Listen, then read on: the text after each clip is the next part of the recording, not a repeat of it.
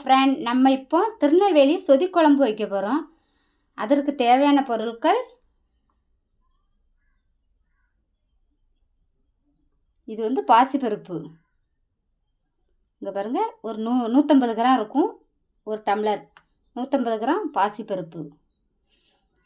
இதுக்கு தேவையான காய்கறி 2 உருளைக்கிழங்கு இப்படி வெட்டி வச்சுக்கணும். அதற்கப்புறம் இது ஒரு 10 பீன்ஸ் இருக்கும். 10 பீன்ஸு, ஒரு 2 கேரட்டு, ஒரு பெரிய தக்காளி,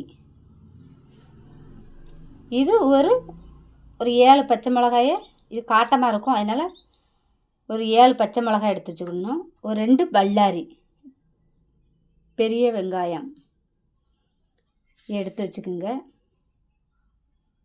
இதுதான் தேவையான பொருட்கள். இந்த காய்கறி, இந்த பருப்பை வந்து நம்ம அவிச்சு எடுத்து வச்சுக்கிடுவோம்.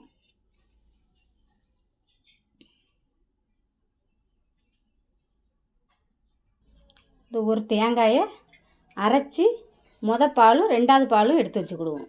இந்த ஒரு தேங்காயை அரைச்சி பால் 2வது பால்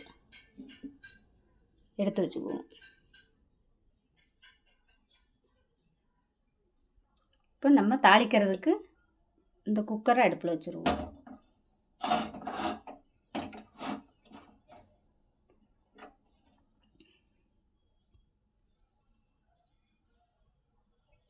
இதில் ஒரு 2 ஸ்பூன் எண்ணெய் ஊற்றிக்கிடுவோம் தாளிப்புக்கு. எண்ணெய் சூடாயிட்டு ஒரு 1/4 ஸ்பூன் கடுகு உளுந்தம் பருப்பு. இந்த திருநெல்வேலி சொதி குழம்பு வந்து எங்கள் சைட்லலாம் கல்யாண வீட்டில் இந்த சொதி குழம்பு வைப்பாங்க.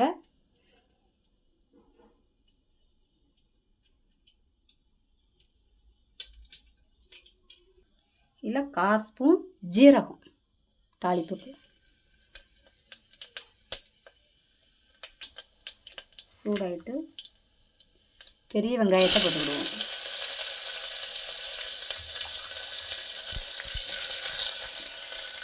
இங்கே பாருங்கள், நம்ம தேங்காய் அரைச்சிட்டு வந்தாச்சு. இது 2வது பால்,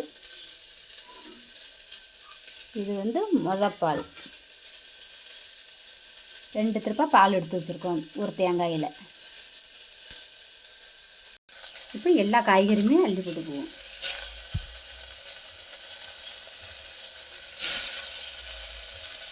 எல்லா காய்கறியும் போட்டு எல்லா காய்கறியும் போட்டாச்சு. நம்ம இப்போ 2வது பால் எடுத்து வச்சுருந்தோம்ல, அந்த பாலை வந்து இதில் ஊற்றிடுவோம்.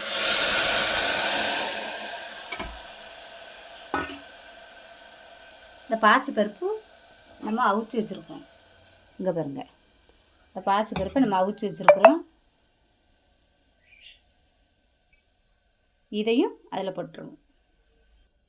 இந்த பாசிப்பருப்பில் கொஞ்சம் தண்ணி. இங்கே பாருங்கள், பாசிப்பருப்புக்கு மஞ்சள் பொடி போடக்கூடாது. குழம்புக்கு மஞ்சள் பொடி, வத்தப்பொடி எதுவுமே போடக்கூடாது. வெறும் மிளகா மட்டும்தான் நமக்கு உரப்பு. இந்த பருப்பை இதில் ஊற்றிடுவோம்.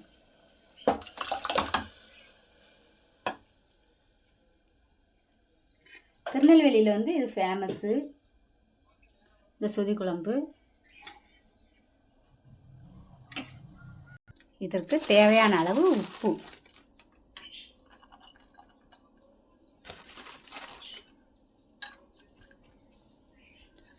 இங்கே பாருங்கள், ஒரு 2 விசில், ரொம்ப வைக்கக்கூடாது, ஒரு 2 விசில் மட்டும் வச்சு அடுப்பை ஆஃப் பண்ணிவிடுவோம். அதில் 2 விசில் வரட்டும். மஞ்சள் பொடிலாம் போட்டுறாதீங்க. இங்கே பாருங்க, குக்கரு 3 விசில் வந்துருச்சு, விசில் நின்றுச்சு. இதை திறந்து பார்ப்போம். இங்கே பாருங்க, இறக்கி இப்படி மூடி. இங்கே பாருங்க, உருளைக்கிழங்கு எல்லாமே அவிஞ்சிட்டு, பீன்ஸு கேரட் எல்லாம் அவிஞ்சிட்டு கொஞ்சம் கொதிக்கிட்டு.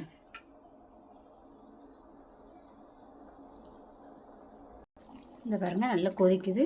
இது நம்ம பால் தேங்காய் பால் எடுத்து வச்சுருக்கோம்ல, அதை இதில் ஊற்றிடுவோம். ஒரு தேங்காய் அரைச்சி பால் எடுத்து ஊற்றிருக்கோம்.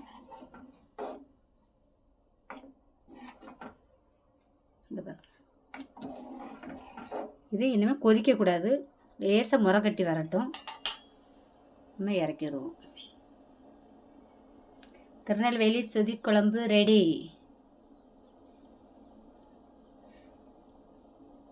இந்த திருநெல்வேலி சொதி குழம்பு உங்களுக்கு பிடிச்சிருந்தா லைக் பண்ணுங்கள், ஷேர் பண்ணுங்கள், கமெண்ட் பண்ணுங்கள், சர்ப்ரைஸ் பண்ணுங்கள். இது கொதிச்சிடக்கூடாது.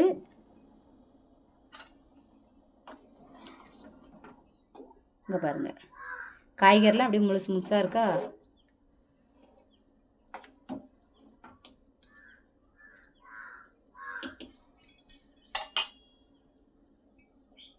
இப்போ தீயை ஆஃப் பண்ணியாச்சு. இங்கே பாருங்கள், இப்படி நுரை கட்டி வரணும்.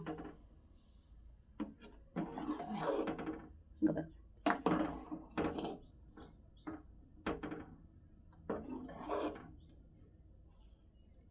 இப்போ 2 மல்லி இலை மேலே தூவிக்குவோம். கொஞ்சோண்டு கருவேப்பிலை. இப்போ திருநெல்வேலி சொதி குழம்பு ரெடி. எல்லோரும் சாப்பிட வாருங்கள். லைக் பண்ணுங்கள், ஷேர் பண்ணுங்கள், கமெண்ட் பண்ணுங்கள், சர்ப்ரைஸ் பண்ணுங்கள். இந்த சொதி குழம்பு பிடிச்சிருந்தா கமெண்ட் பாக்ஸில் போய் கமெண்ட் பண்ணுங்கள். சுவாமியே சரணம் ஐயப்பா.